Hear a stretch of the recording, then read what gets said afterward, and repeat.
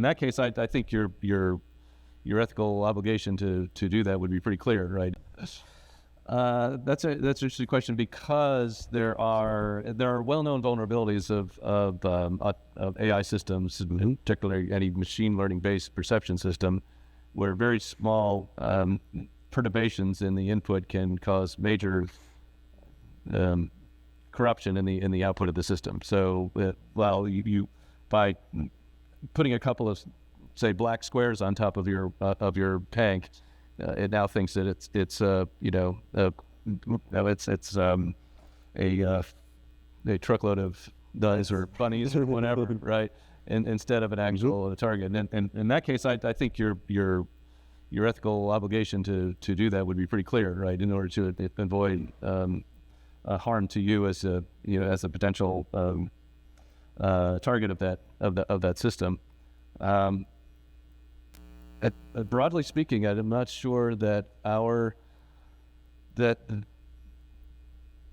interfering with or destroying an autonomous system of any kind introduces any kind of additional moral question. And the first thing I want to say is the ethics of killing in war is much more about the goals you pursue than it is about who gets killed. It's really important to approach the ethics of killing from the fundamental moral tragedy that every person on the battlefield that dies is in some sense a moral tragedy, right?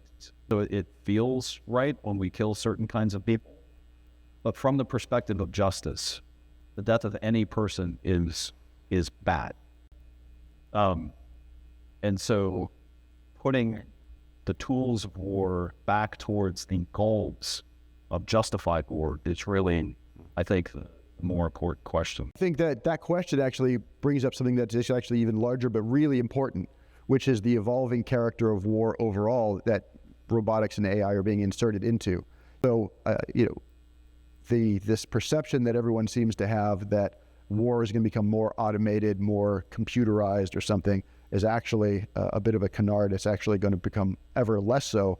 It already is becoming less so, and the arrival of these weapons is going to push it even further in that direction faster. So that's I think that's really important because it's such a fundamental assumption about this entire discussion that's actually quite backwards.